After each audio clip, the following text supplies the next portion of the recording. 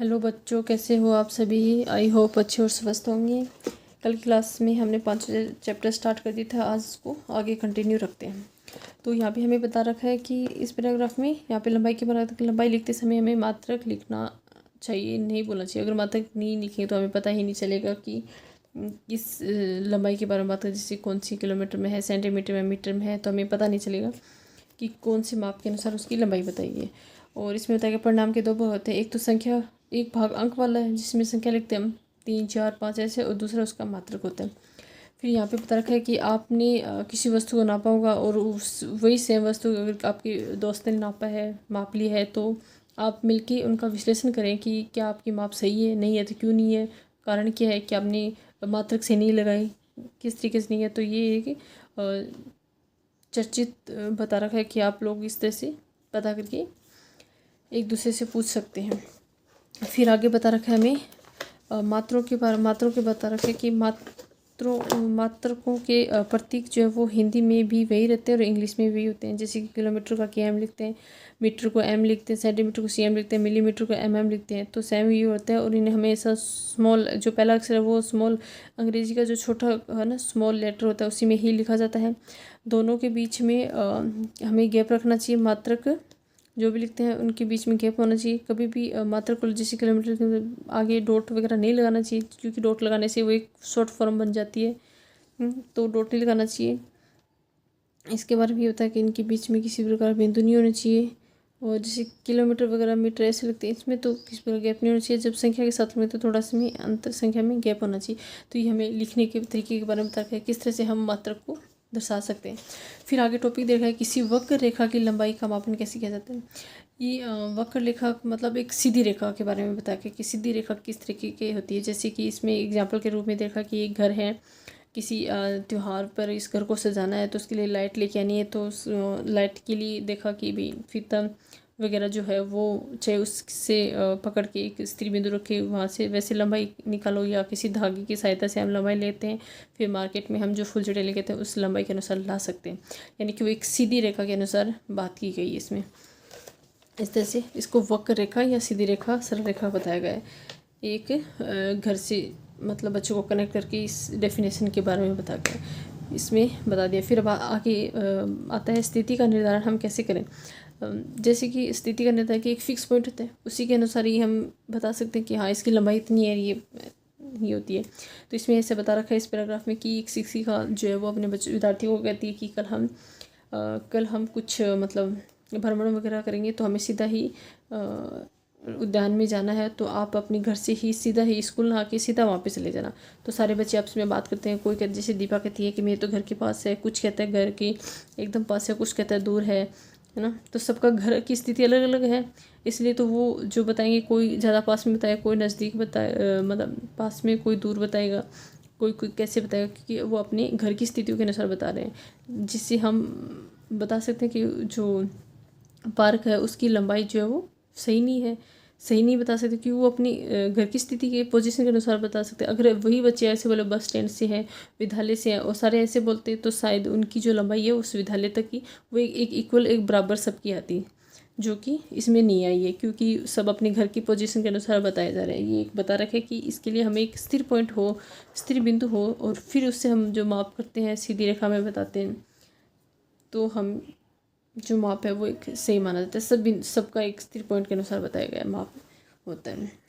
इसलिए जो स्थिर पॉइंट लेकर के हम जो मापन करते हैं, नापते हैं, उस स्थिर बिंदु को संदर्भ बिंदु होता है। उस संदर्भ बिंदु की सहायता से ही हम ये बता सकते हैं कि इसकी लंबाई इतनी है। बिना किसी पॉइंट के हम नहीं बता सकते कि इसकी लंबाई कितनी है, वो सबकी अलग अलग आएगी, तो वो एक्चुअल लंबाई नहीं होती है। एक संदर्भ बिंदु बनाकर ही हम इसका मापन करते हैं। ये इस पैराग्राफ में इतना, इस बुक के इस पैराग्राफ में इतना समझा रखा है।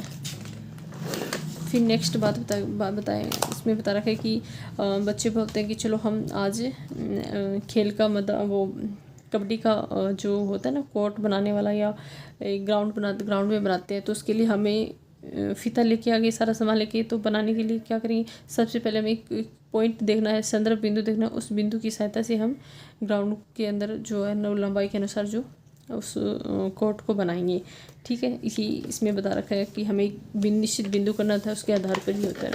इस पैराग्राफ में कैसे समझा रहा है, इस पैराग्राफ में समझा रखा है कि एक बच्ची है वो अपने नाना नानी के पास यानी कि दिल्ली जा रही है, और जो जा रही है रास्ते में, और जो पिलर लगे हुए थे उनके ऊपर पड़ती जाती है कि ये 70 किलोमीटर है, फिर 60 किलोमीटर, फिर 50 है, इस तरह से एक कम होता जा रहा है। तो इसका मतलब वो जो स्थिति है वो बता रहा है कि दिल्ली से वो जो भी बच्ची है वो इतनी दूरी है उनके बीच में, कभी 60 कभी 50 इस तरह कम होती जाती है। वो एक स्थिर पॉइंट बता रहा है कि दिल्ली की उस जहाँ पे वो जा रही है जिस बस से जिसके भी द्वारा, तो उसकी जो स्थिति है वो इतनी है। तो एक स्थिति या स्थिर पॉइंट के अनुसार बता रखी कि स्थिति जा रही है। जैसे कि इस चित्र में बता रखा है कि यहाँ पे दिल्ली है 0 किलोमीटर है, और जैसे जैसे आगे जाते हैं तो बढ़ता जा रहा है, यानी कि एक स्थिर पॉइंट से उसकी जो लंबाई है वो बताई जाए कितनी दूरी इसमें है। तो ये चीज़ इसमें समझाई गई है बस। फिर हम बात करते हैं गतिशील वस्तुओं के बारे में बात करते हैं। कुछ वस्तुएं गतिशील होती हैं, कुछ वस्तुएं स्थिर होती हैं।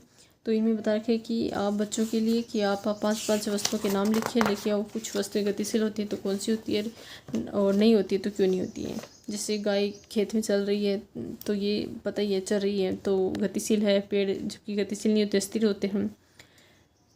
फिर बता रखा है अगर गतिशील है तो कोई वस्तु गति में तब कही जा सकती है जब किसी संदर्भ बिंदु के सापेक्ष, यानी जिस पॉइंट से स्टार्ट हुआ है वहाँ से चल के उसमें समय के अनुसार उसकी जो चाल में परिवर्तन हुआ है, तो हम कह सकते हैं कि वो वस्तु जो है वो गतिशील है। अगर वो उसी संदर्भ बिंदु के सापेक्ष किसी वस्तु की स्थिति में अगर समय के अनुसार कोई परिवर्तन ही नहीं हुआ है, वो वहीं पे भी है, अभी भी वहीं खड़ा है, संदर्भ बिंदु भी वहीं है वहीं से, तो हम कह सकते हैं कि उसमें किसी प्रकार का परिवर्तन नहीं है, तो वही वस्तु स्थिर है। जैसे कि पेड़ की बात करें, कोई स्थिर वस्तु होती है, जैसे टेबल रखी हो तो स्थिर वस्तु है। उन सब के बारे में इसमें बताया गया कि कौन सी वस्तु गतिशील होती है, कौन सी नहीं होती है।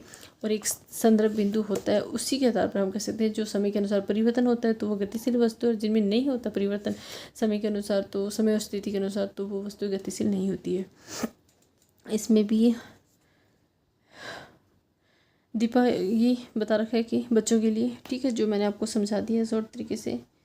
ये फिर आगे हम बात करते हैं गति के प्रकार की बात करते हैं। गति के 3 प्रकार होते हैं, बाकी इसमें बताते हैं। इसमें बता रखा है कि कुछ वस्तुओं को, जैसे पेड़ से नीचे फल गिरते हैं, कैसे गिरते हैं। कोई रबड़ को हम ऊपर से छोड़ते हैं तो वो किस दिशा में नीचे जाता है।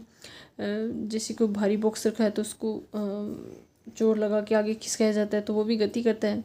तो ये जो गति बता रखी है, जैसे कोई बच्चे परेड कर रहे हैं ना, गणतंत्र दिवस या 15 अगस्त पर जब भी जैसे भी वो परेड करते हैं तो वो चल रहे हैं, तो एक सीधी दिशा में चल रहे हैं, यानी कि स्थिति के अनुसार जिसमें परिवर्तन होता है वो तो गति होगी। जैसे कि इसमें रबड़ की स्थिति में, फल की स्थिति में, जैसे हमारी भारी बॉक्स रखा है उस पर जोर लगाएंगे तो उसकी स्थिति में भी परिवर्तन हुआ है, और यहाँ पे ये परेड कर रहे हैं तो उनकी स्थिति में भी परिवर्तन है। वो तो होता है कि एक स्थिर बिंदु से स्थिति में अगर समय स्थिति के अनुसार परिवर्तन हो रहा है तो हम कह सकते हैं वो वस्तु गतिशील है, गति अवस्था में। अब बात करते हैं गति के प्रकार। अगर वही वस्तु एक सीधी रेखा की दिशा में, सीधी सरल रेखा के अनुदिश गति कर रही है तो हम कह सकते हैं वो जो गति होती है वो सरल रेखीय गति कहलाती है। जैसे पेड़ का हमेशा सीधी दिशा में गिरता है, ऊपर से रबड़ फेंगे तो वो सीधी दिशा में, ये भी सीधी दिशा में जाएंगे, और ये पेड़ भी सही सीधी दिशा में ही हो रहा है। तो ये सारी जो है वो सरल रेखीय गति कहलाती है। या हम कई सरल रेखीय गति के उदाहरण भी हैं।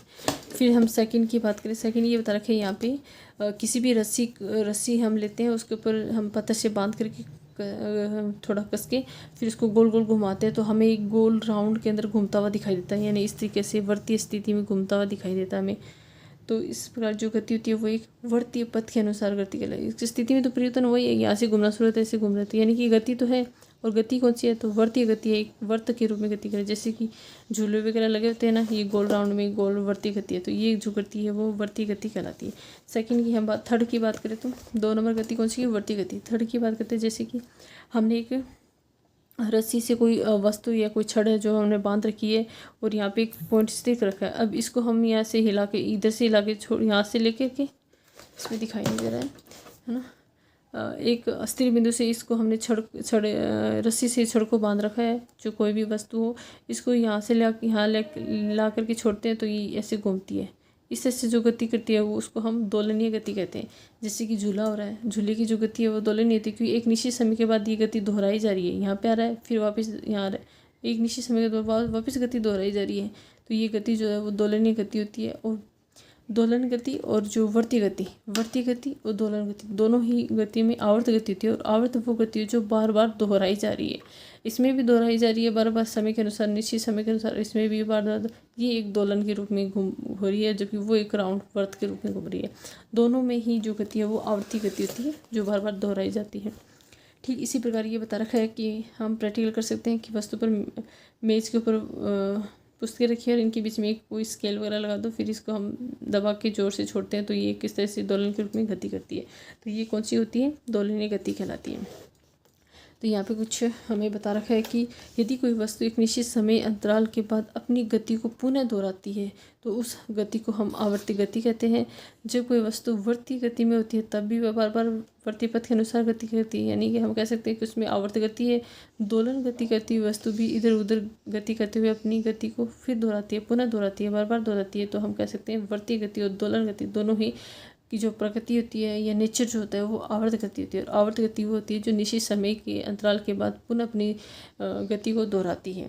तो ये इसमें गति के हमने 3 प्रकार पढ़ ली, सरल रेखीय गति, वर्तीय गति और दोलनीय गति। ठीक है, जबकि सरल रेखीय दोहराती नहीं है, एक सीधी रेखा के अनुदिश गति करती है। तो इसमें ये बस प्रैक्टिकल दे रखा है। एक बता रखा है कि जो गार्डन में बच्चे घूम रहे हैं तो ये एक सरल रेखा के अनुदिश गति करी है, ये दोहराएगी नहीं, वापस आएगी, लेकिन ये दोहरा नहीं रही है। जैसे कि यहाँ पे बच्चे एक वर्तीय गति के रूप में जुड़ रहे हैं, जबकि निश्चित समय के बाद ये वापस दोहरा रही है। यहाँ पे जो गति हो रही है दोलन गति हो रही है, ये भी एक निश्चित समय के बाद दोहराई जाती है। ये भी दोलनीय गति है जो कि निश्चित समय के बाद दोहराई जाती है। ये भी दोलन गति का ही एग्जाम्पल है। ये एक रेखीय गति का एग्जाम्पल है जो कि एक यहाँ तक आता है, सरल रेखा के अनुदिश, जो कि दोहराई नहीं जा रही है निश्चित। ठीक है, इस प्रकार से हमारा 5वां चैप्टर कंप्लीट होता है। इसके क्वेश्चन आंसर हम शॉर्ट सीरीज़ के माध्यम से कंप्लीट करवा देंगे 1 बाय 1 करके। वीडियो आपको कैसा लगा हो ज़रूर बताना और लाइक शेयर करना ना भूलें।